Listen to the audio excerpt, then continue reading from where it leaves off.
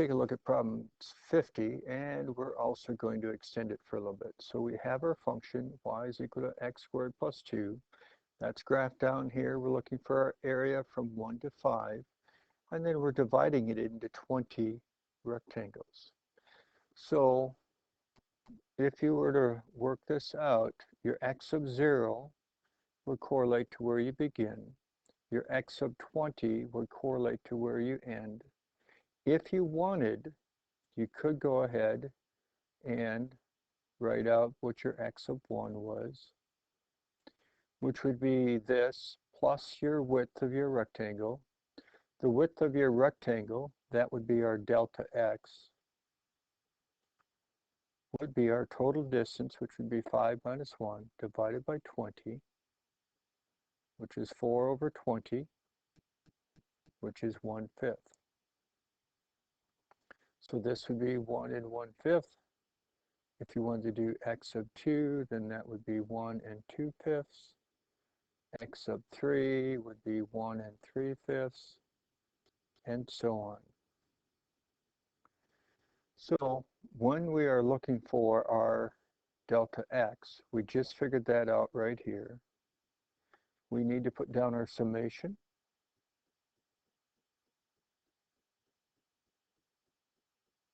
To n minus 1. N is the number of rectangles, so n minus 1 would be 20 minus 1, or 19. We then need to put down our function. Our function is our input squared plus 2. Input squared plus 2. And then we need to put down our delta x, which we just said was 1/5. Now, what we're putting in for our input, we get from these two right here.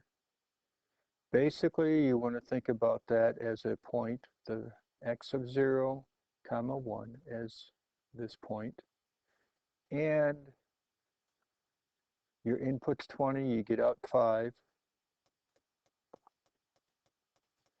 Basically, you want to figure out the equation of a line going between these two. Now, could you use any of these others here? Yes, but those have fractions, so I'm using the beginning and the end to help us out here, so we're not dealing with fractions. Find the equation of a line. I need to go and find my slope, change in y's over change in x, which is at 4 over 20, which is 1/5. You notice that this matches with what we were talking about before for delta x. So if you're thinking about the equation of a line,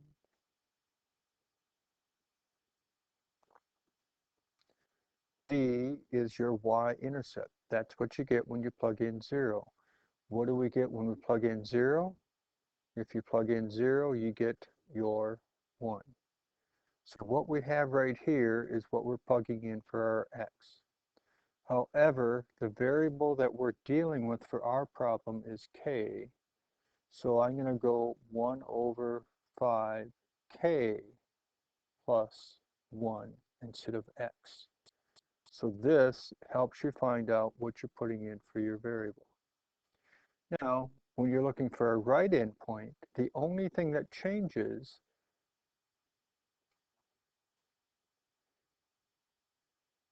are just your indices.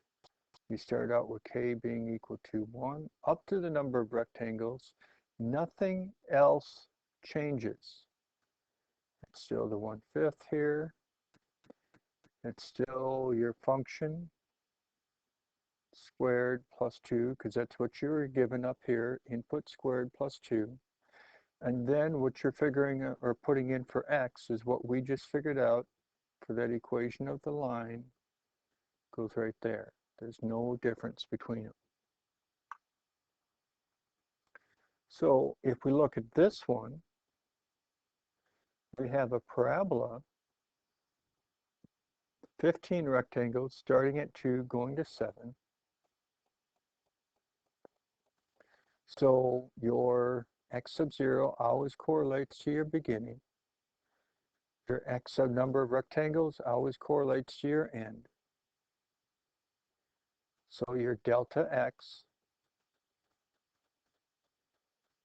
is your total width, 7 minus 2, divided by 15, which in this case would be 5 over 15, which is 1/3. If we to go ahead and do our summation for our left endpoint, to n minus 1, n is 15, 15 minus 1 is 14. Then we have to put down our function. And our function is input squared plus 2 times input plus 4. We also have to put down delta x, which we just figured out right here is 1/3. Then on the side, you essentially need to go ahead and look at this. Here, you're putting in 0, getting out 2. This one, you're putting in 15, getting out 7. You're essentially trying to figure out what's the equation of a line that goes between these 2 points, and that helps you know what to put in for both of your x's in these 2 spots here. So you can do your slope, change in y, over change in x. Notice that that's the same as what we had down here for your delta x. And then you go y equals mx plus b.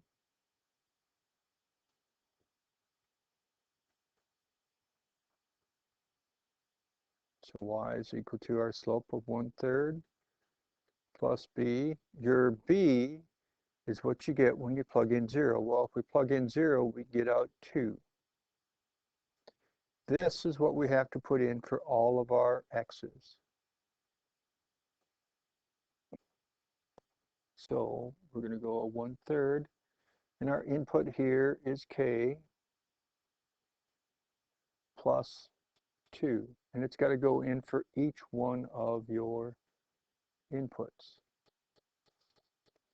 Now, if you were looking for your right endpoint, all you're going to do is have it switch your indices, start at k being 1, going to 15, still nothing else changes. The rest of it is still all the same. Your function is input squared plus 2 times input plus 4, and then what goes in for your x's is still what we figured out before, that 1/3 k plus 2. So nothing changes other than your indices when you switch from left endpoint to right endpoint.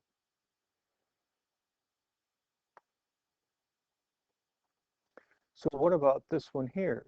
Well, we would still go ahead, put down your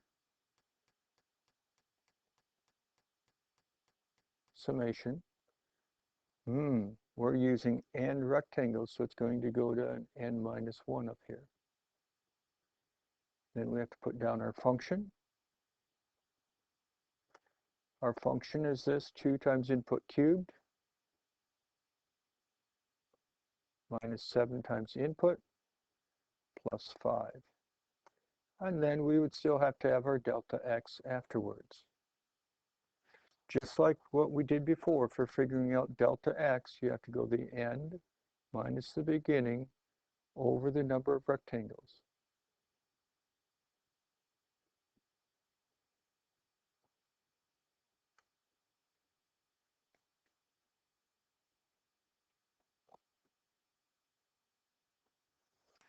Then you also have to figure out that equation of a line, where your x sub 0 always correlates to your beginning, x sub the number of rectangles always correlates to the end. So that's essentially the point, putting in 0, getting out b, putting in n, getting out e, and finding the equation of a line that goes between these two. So you could find your slope, changing your y, e minus b, over your width of n. So then you can go y is equal to mx plus b, your m,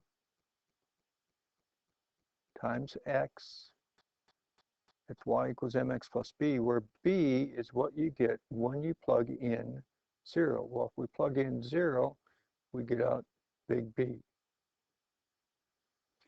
So what we have right here is what you plug in for all of your x's.